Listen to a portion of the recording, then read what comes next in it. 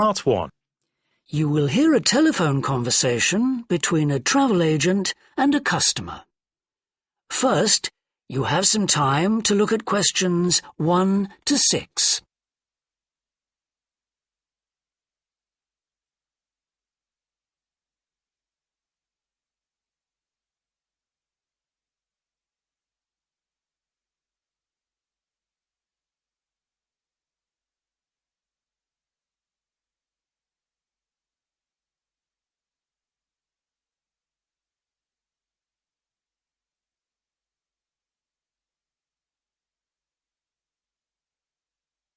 Listen carefully and answer questions 1 to 6.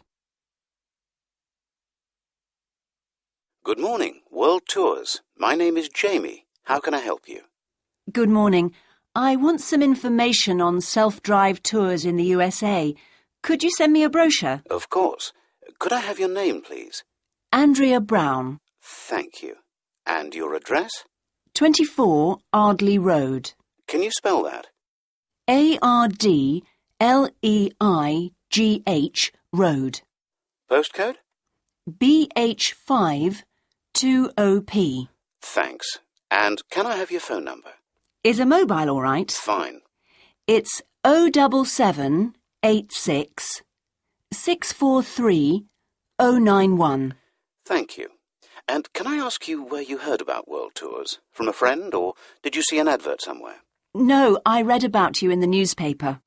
OK, I'll get the brochures in the post to you, but can I give you some information over the phone? What kinds of things do you want to do on your holiday? I'm interested in going to California with my family. I've got 2 children, and we want to hire a car. OK, we have a couple of self-drive tours there visiting different places of interest in California. The first one begins in Los Angeles, and there's plenty of time to visit some of the theme parks there. That's something on my children's list, so I'd want to include that. Good. Then you drive to San Francisco. From San Francisco, you can drive to Yosemite Park, where you spend a couple of nights. You can choose to stay in a lodge or on the campsite. I don't like the idea of staying in a tent. It'd be too hot. Right. And the tour ends in Las Vegas. OK. The other trip we can arrange is slightly different. It starts in San Francisco, then you drive south to Cambria. Someone told me there's a really nice castle near Cambria. Will we go near that? Hearst Castle is on that road, so you could stop there. Good. I'd like to do that. Does this trip also go into the desert? No, it continues to Santa Monica, where most people like to stop and do some shopping. We have enough of that at home, so that doesn't interest us. OK. Well, you could go straight on to San Diego. That's good for beaches, isn't it? That's right. That's a good place to relax, and your children might like to visit the zoo before flying home. I don't think so. We want some time for sunbathing and swimming. Before you hear the rest of the conversation, you have some time to look at questions 7 to 10.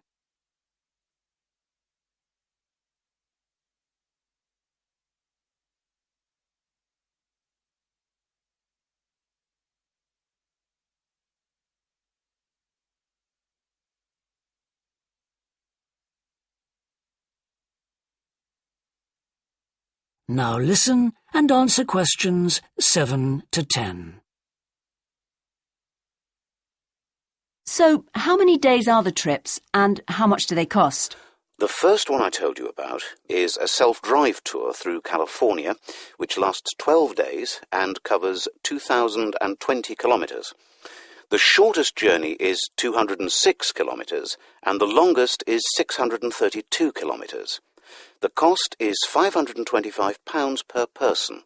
That includes accommodation, car rental, and a flight, but no meals. OK. And the other trip? That lasts 9 days, but you spend only 3 days on the road. You cover about 980 kilometres altogether. So is that cheaper then? Yes, it's almost £100 cheaper. It's £429 per person, which is a good deal. So that covers accommodation and car hire. What about flights? They aren't included, but these hotels offer dinner in the price. OK. Well, thank you very much. I'll be in touch when I've had a chance to look at the brochure. I'm pleased to help. Goodbye. Goodbye.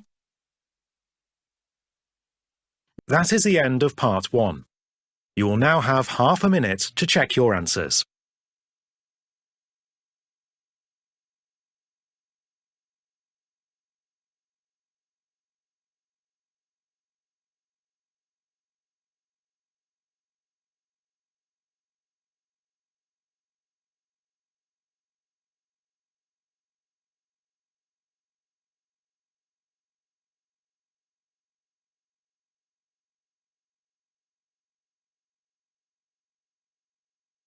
Part 2. You will hear a fitness manager of a leisure club talking to some new members. First, you have some time to look at questions 11 and 12.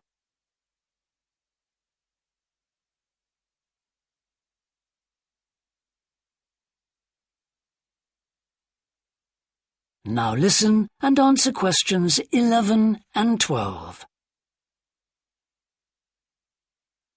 On behalf of LP Clubs, I'd like to welcome you all here today. My name's Sandy Fisher, and I'm one of the fitness managers here.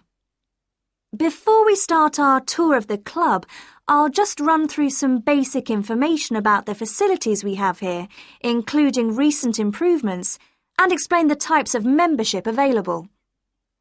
Our greatest asset is probably our swimming pool, which at 25 metres isn't Olympic-sized, but now we've expanded it to 8 lanes, it's much wider. This means there are rarely more than a couple of people at a time in each lane. Unfortunately, there isn't space for an outdoor pool here, but the glass roof on the swimming pool is partly retractable, which means you can enjoy something of the open-air experience on warmer days. Our recently refurbished fitness suite has all the latest exercise equipment, including 10 new running machines and a wide range of weight training machines. Each member is given full training in how to operate the equipment, and there is always a trainer on duty to offer help and advice. Although we do have adult-only times after 6 and at certain times at weekends, children are well catered for. Older children continue to benefit from a wide range of tuition, anything from trampolining to yoga. Before you hear the rest of the talk, you have some time to look at questions 13 to 20.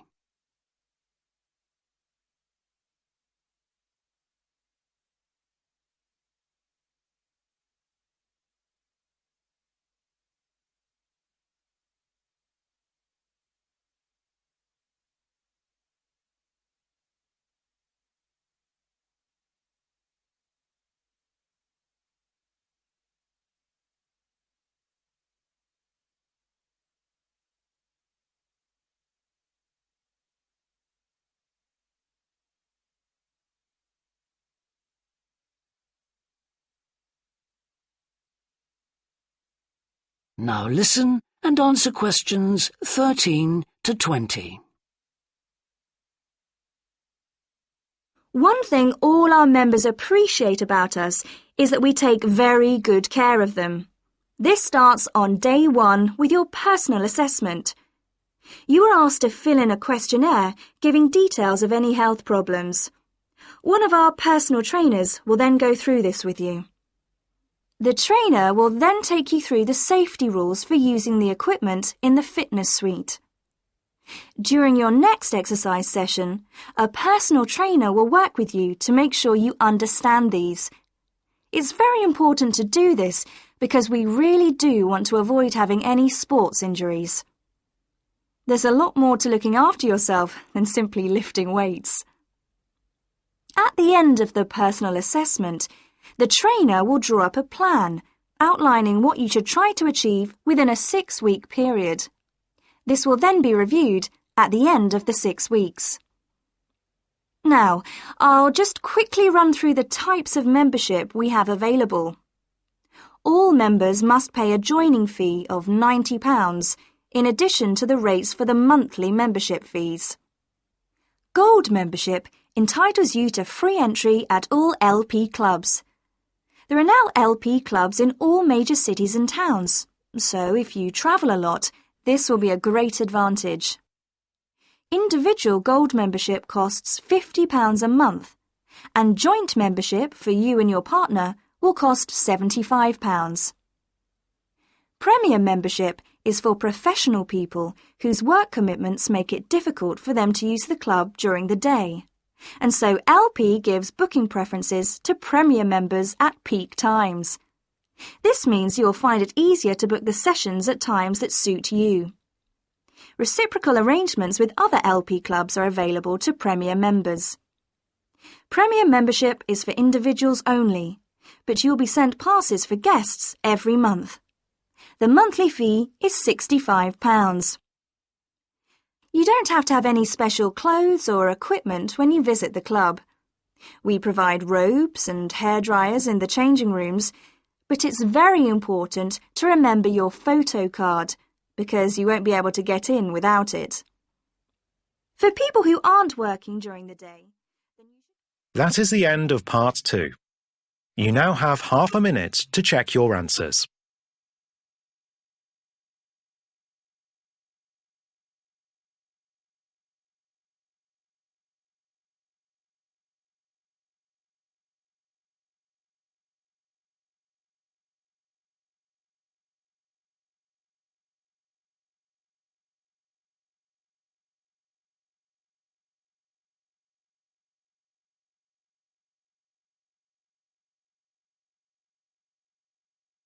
Part 3.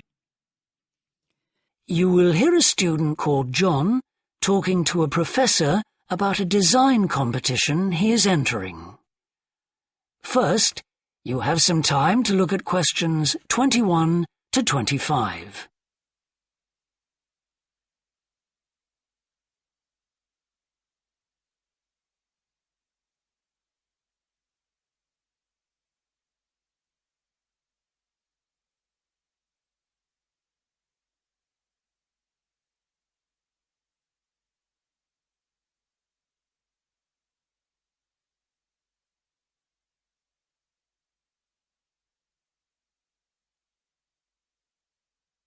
Now listen carefully and answer questions 21 to 25.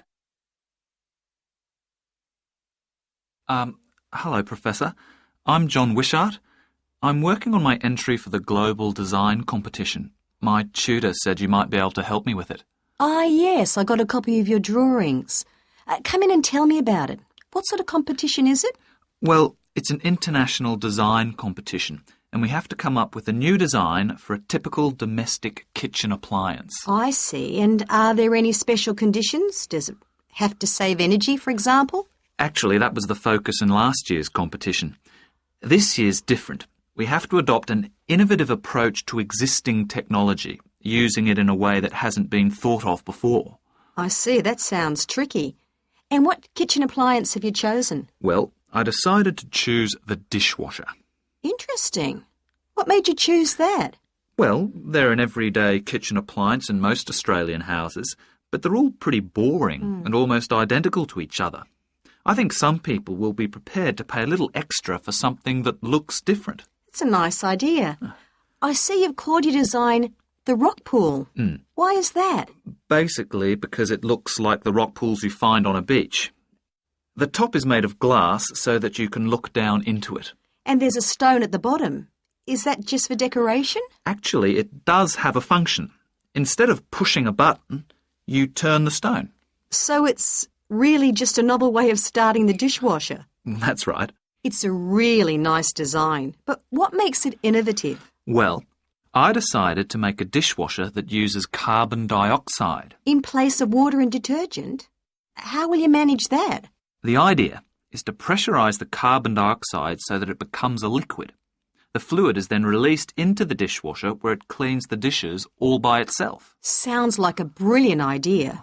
Your system will totally do away with the need for strong detergents. So what happens once the dishes are clean? Well, to allow them to dry, the liquid carbon dioxide and the waste materials all go to an area called the holding chamber. That's where the liquid is depressurised and so it reverts to a gas. Then the oil and grease are separated out and sent to the waste system. It sounds like you've thought it all out very thoroughly. So what happens to the carbon dioxide once the process is complete? Not wasted, I hope. Actually, that's where the real savings are made. The carbon dioxide is sent back to the cylinder and can be used again and again. What a terrific idea. Do you think it will ever be built? Probably not, but that's okay. Well, I'm sure a lot of positive things will come out of your design. Before you hear the rest of the discussion, you have some time to look at questions 26 to 30.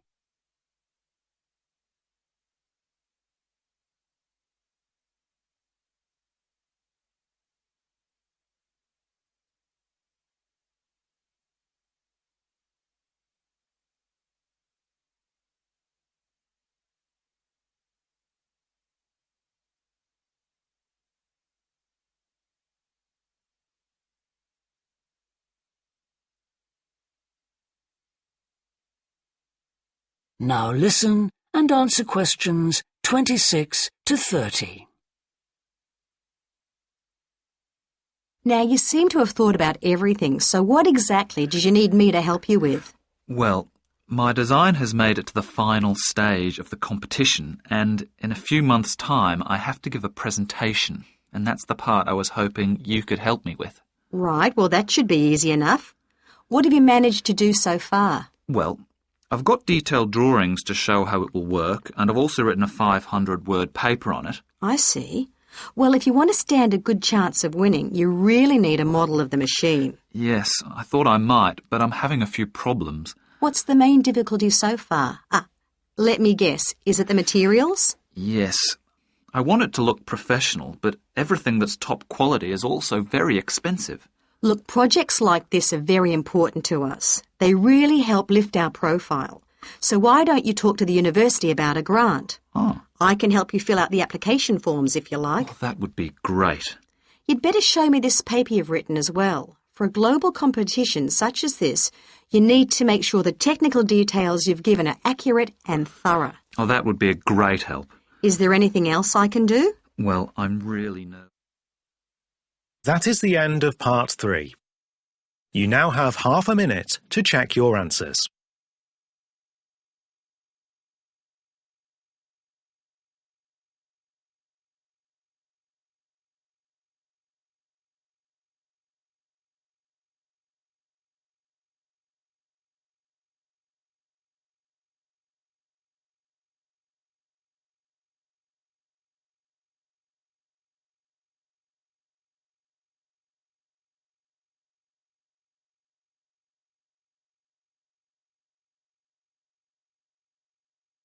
Part 4.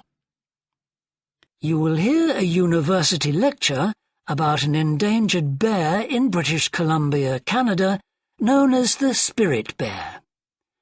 First, you have some time to look at questions 31 to 40.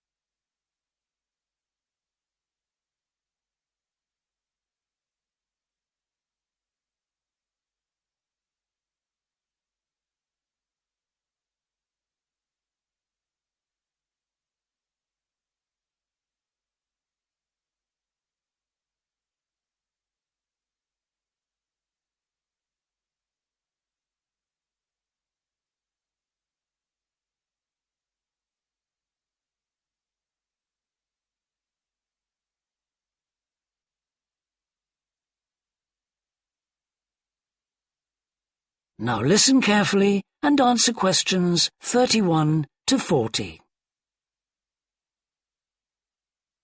Today, we continue our series on ecology and conservation with a look at a particularly endangered member of the black bear family.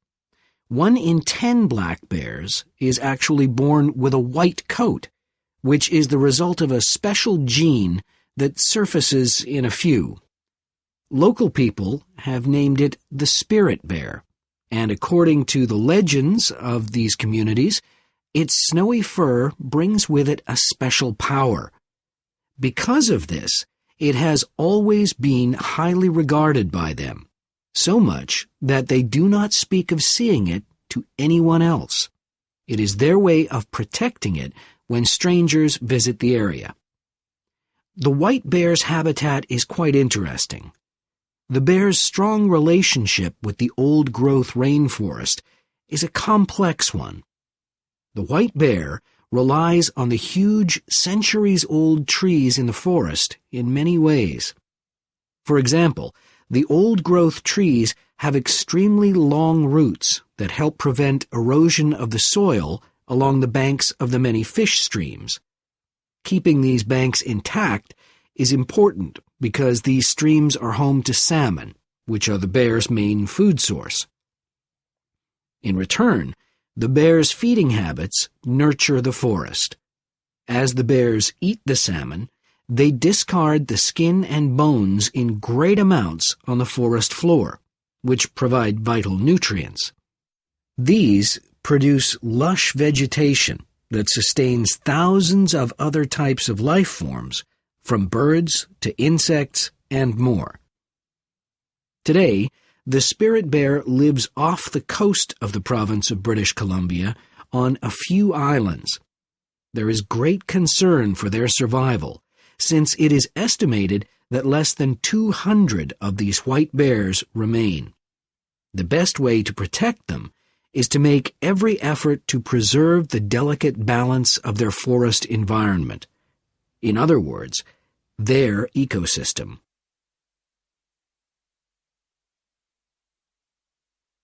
The greatest threat to the bear's existence is the loss of its habitat.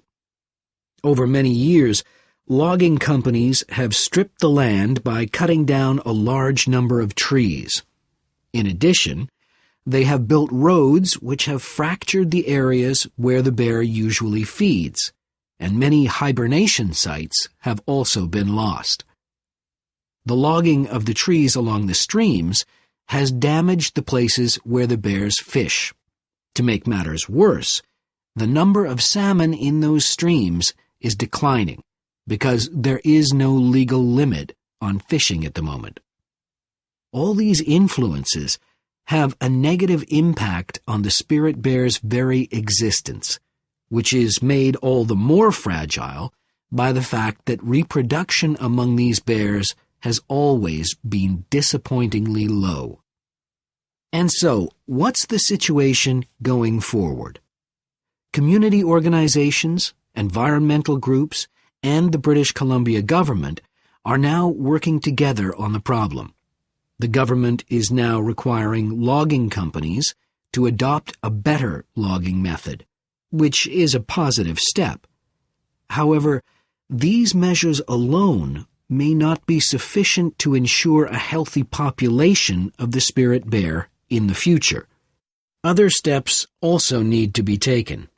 While it is important to maintain the spirit bear's habitat, there also needs to be more emphasis on its expansion. The move is justified as it will also create space for other bears that are losing their homes to damage. That is the end of part 4. You now have half a minute to check your answers.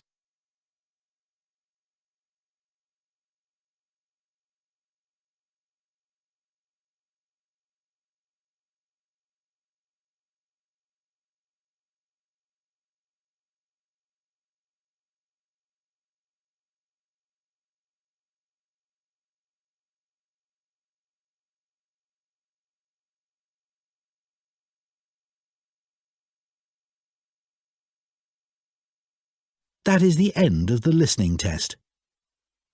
In the IELTS test, you would now have 10 minutes to transfer your answers to the listening answer sheet.